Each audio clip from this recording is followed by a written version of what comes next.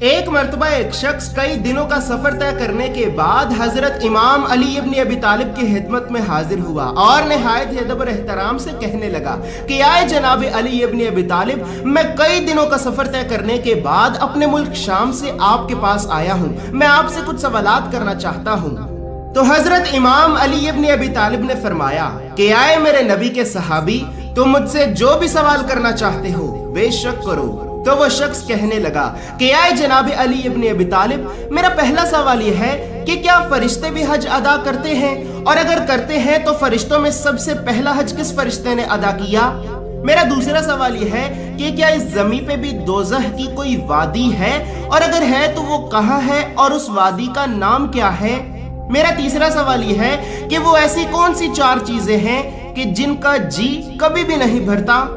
میرا چوتھا سوال یہ ہے کہ وہ اللہ کی ایسی کون سی مخلوق تھی کہ جس مخلوق پہ لوگوں نے جھوٹ باندھا، لیکن وہ مخلوق نہ ہی جن ہے، نہ ہی انسان اور نہ ہی فرشتہ؟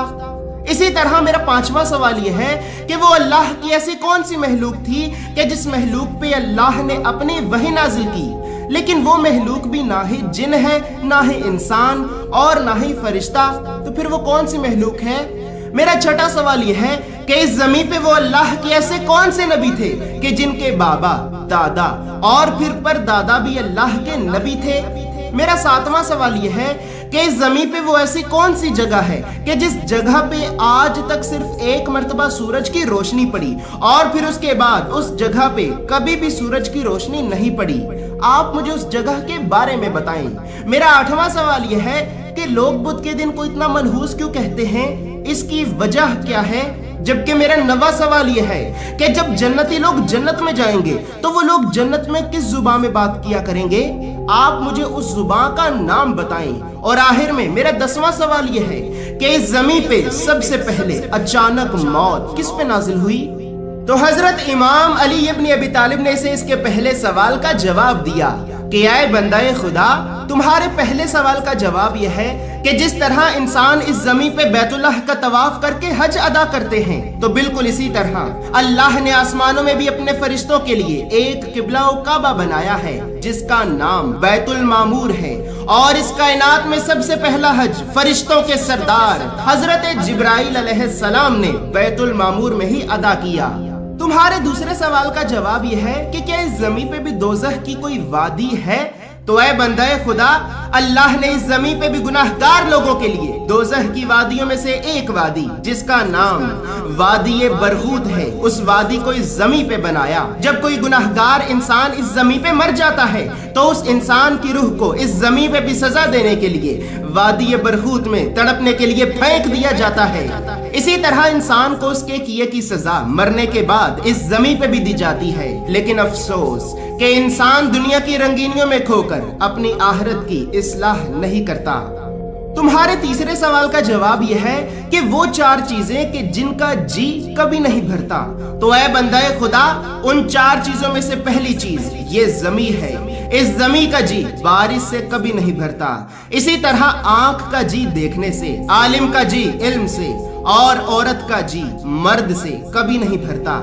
اور اے بندہ خدا، اللہ کی وہ مخلوق کہ جس مخلوق پہ لوگوں نے جھوٹ باندھا، تو وہ مخلوق وہ بھیڑیا تھا کہ جس بھیڑیے پہ یوسف علیہ السلام کے بھائیوں نے اپنے والد یعقوب کے سامنے یہ جھوٹ باندھا کہ اے بابا، ہمارے بھائی یوسف کو بھیڑیا کھا گیا ہے۔ اسی طرح یوسف علیہ السلام کے بھائیوں نے اس بھیڑیے پہ جھوٹ باندھا، لیکن وہ بھیڑیا نہ ہی جن ہے، نہ ہی انسان اور نہ ہی فرشتہ۔ اسی طرح وہ مخلوق کہ جس مخلوق پہ اللہ نے اپنی وحی نازل کی، تو وہ مخلوق شہد کی مکھی ہے۔ اللہ نے شہد کی مکھی پہ یہ وحی نازل کی کہ اے شہد کی مکھی، جا مختلف پھولوں پہ اور مختلف پھولوں سے اپنی غذا حاصل کر۔ اللہ نے تیرے ذریعے انسانوں کو وہ نعمت عطا کی ہے کہ جس نعمت میں اللہ نے تمام انسانوں کے لیے ہر مرض کی دوا رکھی۔ اور اسی طرح اللہ نے شہد کی مکھی پہ اپنی وحی نازل کی، لیکن وہ مکھی نہ ہی جن ہے، نہ ہی انسان اور نہ ہی فرشتہ۔ اسی طرح اس زمین پہ وہ اللہ کے نبی یوسف علیہ السلام تھے کہ جن کے بابا یعقوب، دادا اسحاق اور پردادا ابراہیم بھی اللہ کے نبی تھے۔ तुम्हारे 7वें सवाल का जवाब यह है कि इस जमीन पे वो जगह कि जिस जगह पे आज तक सिर्फ एक मर्तबा सूरज की रोशनी पड़ी, तो वो जगह समंदर का वो हिस्सा है कि जिस हिस्से से अल्लाह के नबी मूसा ने अपनी कौम को गुजारा। जब हजरत मूसा की कौम समंदर के उस हिस्से से गुजर रही थी तो उस वक्त समंदर के उस हिस्से में पहली मर्तबा सूरज की रोशनी पड़ी। इसी तरह जब हजरत मूसा की कौम समंदर के उस हिस्से से गुजर गई तो वहां से गुजरने के बाद समंदर आपस में मिल गया और उस दिन के बाद से आज तक समंदर की उस जमीन पे दोबारा सूरज की रोशनी कभी भी नहीं पड़ी।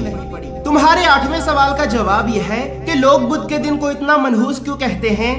तो ऐ बंदाए खुदा, लोग बुध के दिन को इतना मनहूस इस वजह से कहते हैं क्योंकि इसी दिन काबिल ने हाबिल को कत्ल किया, इसी दिन अल्लाह ने कौम लूत पे आसमान से अजाब नाजिल किया, इसी दिन फिरौन ने हजारों लाखों दूध पीते बच्चों को बेदर्दी से ज़िबह किया, इसी दिन यूसुफ अलैहिस्सलाम को जिंदा में डाला गया, इसी दिन अल्लाह के रसूल की तकजीब की गई, उनके दांत मुबारक को शहीद किया गया, इसी दिन अल्लाह के नबी इब्राहिम को आग में डाला गया और इसी दिन अल्लाह के नबी यहया अलैहिस्सलाम को 2 हिस्सों में तकसीम करके बेदर्दी से शहीद किया गया। बस इसी वजह से लोग इस दिन को इतना मनहूस कहते हैं क्योंकि इसी दिन अल्लाह के नबियों की बेदर्दी से तकजीब की गई। और ऐ बंदे खुदा, जन्नत में जन्नती लोग अरबी जुबान में बात किया करेंगे और अगर तुम जन्नत में जाना चाहते हो तो बस इतनी सी बात याद रखना कि इस दुनिया में जो फकीर है दर हकीकत वही जन्नत में अमीर है। और ए बंदा खुदा, तुम्हारे आखिरी सवाल का जवाब यह है कि इस जमीन पे सबसे पहले अचानक मौत अल्लाह के नबी दाऊद अलैहिस्सलाम पे नाजिल हुई। जब अल्लाह के नबी दाऊद अपनी कौम को मिंबर पे खड़े होकर खुतबा दे ही रहे थे तो अचानक वहां पे मौत का फरिश्ता नाजिल हुआ और उस फरिश्ते ने एक ही लम्हे में आपकी रूह को कब्ज कर लिया। इसी तरह इस जमीन पे सबसे पहले अचानक मौत अल्लाह के नबी दाऊद अलैहिस्सलाम पे नाजिल हुई।